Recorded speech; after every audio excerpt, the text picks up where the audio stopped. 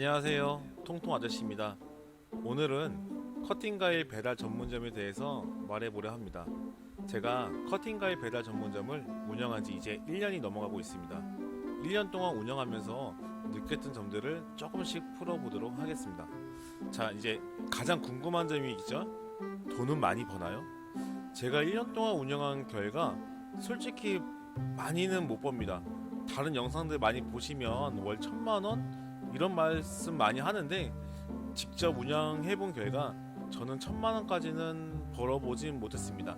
가장 잘 됐을 때가 이제 8, 9, 10월 달에 가장 잘 됐었는데 그때도 최고 수익이 한 700만원까지는 벌어본 적이 있습니다. 그리고 평균적으로는 이것저것 다 내다 보면 한 200에서 300 정도 벌더라고요. 매장마다 지역마다 차이가 있겠지만 저는 2, 300만원도 너무 감사하면서 운영하고 있습니다. 저한테 가맹 문의를 해주신 분들이 가장 많이 물어보는 질문이 한 달에 얼마 벌어요? 그런 질문을 받을 때마다 정말 고민이 됩니다. 가장 많이 나온 수익을 말씀드려야 하는 건가, 아니면 평균치를 말씀드려야 하는 건가. 그래서 내린 결론은 그냥 한 사람 인건비 정도는 가져갑니다 라고 답합니다. 창업을 준비하면서 가장 중요한 건 수익은 맞습니다. 수익이 생겨야 생계 유지도 하고 매장도 운영할 수 있고 또 일한 보람을 느끼니까요. 하지만 이 치열한 경쟁 속에서 살아남는 건 결코 쉽지 않습니다.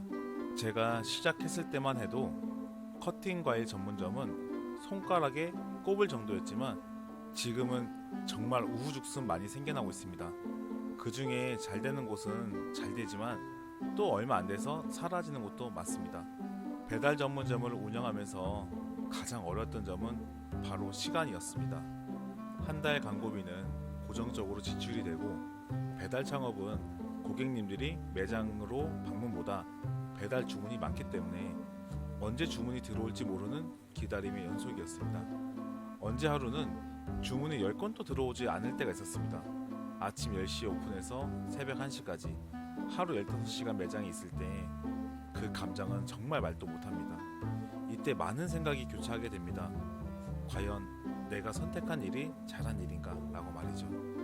그래도 이왕 시작한 거 중간은 가자라는 생각으로 공부를 하기 시작했습니다.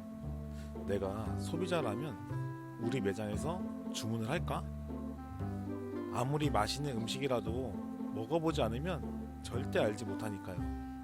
그래서 소비자 입장에서 생각해 봤습니다. 가장 중요한 건 무엇일까? 저는 첫 번째로 배달 팁이라고 생각했습니다. 저 역시 배달을 시켜 먹을 때 메뉴 가격만 보고 괜찮네? 하고 주문하다가 결제할 때 배달비 추가된 걸 보고 뒤로 가기를 시전했으니까요. 그런데 배달 대행사의 배달 팁은 계속 오르고 있고 제가 정한 메뉴의 가격은 합당하다고 생각했습니다. 어떻게 할까 고민하다가 결국 메뉴의 가격을 올리기 시작했습니다.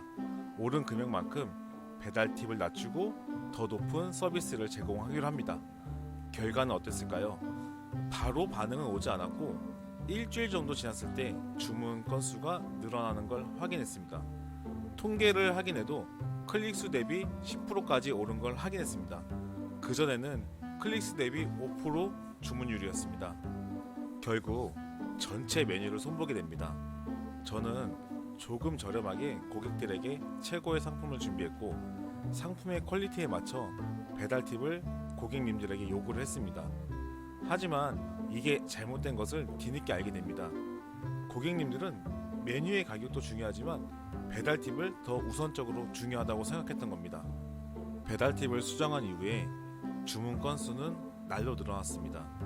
주문이 많이 들어오다 보니 상품의 재고도 빨리빨리 소진이 되었습니다.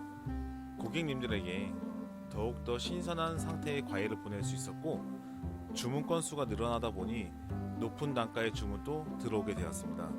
지금 생각해보면 한 명당 2만원이 되지 않던 객단가가 배달팁을 낮추고 28,000원까지 올라갔습니다. 하지만 그때는 너무 자만했습니다. 항상 이렇게 잘 될 거라고 생각했으니까요. 변화가 없는 매장의 매출은 가면 갈수록 조금씩 떨어지고 있었습니다. 또다시 고민에 빠졌습니다. 매출이 떨어졌을 때 괜시리 배달 대행사 기사님에게 물어봤습니다. 사장님, 요즘 다른 곳 장사 어때요? 다들 장사가 안 된다고 합니다. 아, 나만 안 되는 게 아니구나. 혼자 그 한마디에 위로받고 있었습니다. 하지만 그 위로는 오래가지 않았습니다. 장사가 되지 않는 건 결론적으로 수익이 줄어들고 매장을 운영할 수 없으니까요. 이대로 가만히 있을 순 없었습니다. 자만했던 마음가짐은 버려두고 다시금 생각했습니다. 지금 우리 매장의 문제는 무엇일까? 바로 변화했습니다. 매일 똑같은 메뉴에 똑같은 서비스, 차별점은 전혀 없는 남들과 같은 배달 매장 바꿔야 했습니다. 커팅 과일과 화채만 팔던 저희 매장은 고객들이 원하는 메뉴를 찾기 시작했습니다. 그래서 찾은 메뉴는 떡볶이였습니다. 평생 살면서 떡볶이 한번 만들어 본 적 없는 그냥 우리나라에 살고 있는 저는 평범한 남자였습니다. 하지만 떡볶이는 정말로 좋아했습니다. 떡볶이를 먹으려 서울, 부산까지 다닐 정도였으니까요. 그래서 매장의 메인 메뉴 화채를 주문하면 떡볶이를 서비스를 주기로 마음먹었습니다. 그래도 이왕 주는 거 맛있는 떡볶이를 만들어 보자. 정말 이곳저곳 떡볶이 소스를 사기 시작했습니다. 그리고 다 만들어 먹어봤습니다. 그때 한 10kg 찐 것 같아요. 그래도 나만의 떡볶이 레시피를 만들어서 정말 행복했습니다. 양은 조금이지만 고객님들은 정말 좋아했습니다. 불지 않은 떡볶이를 주기 위해 주문이 들어올 때마다 새로 만들어서 보내드렸습니다. 반응은 정말 좋았습니다. 다만 제가 할 일이 좀 늘어난 것 뿐이겠죠. 이렇게 하다 보니 매출은 다시금 오르기 시작했고 안정적인 수익을 발생할 수 있었습니다. 추후에는 떡볶이를 메뉴 추가를 했습니다. 서비스로 준 떡볶이가 맛있어서 별도로 주문을 요청한 것입니다. 앞서 말씀드린 것처럼 배달 창업이라고 변화가 없다면 도태되기 마련이고 매출의 변화도 없을 거라 저는 생각합니다. 내가 만약 돈을 벌고 싶다면 남들보다 한 번 더 생각을 해야 하고 남들보다 조금 빨리 실행에 옮겨야 하고 조금 더 부지런히 일해야 합니다. 살면서 쉬운 일은 없습니다. 그렇다고 또 어려운 일도 없어요. 장사의 가장 어려운 점은 당연히 장사가 되지 않는 것이 가장 큰 숙제이고 어려움입니다. 그 문제를 해결하기 위해 노력을 하다 보면 언젠가는 그것들이 나의 노하우가 되고 지식이 됩니다.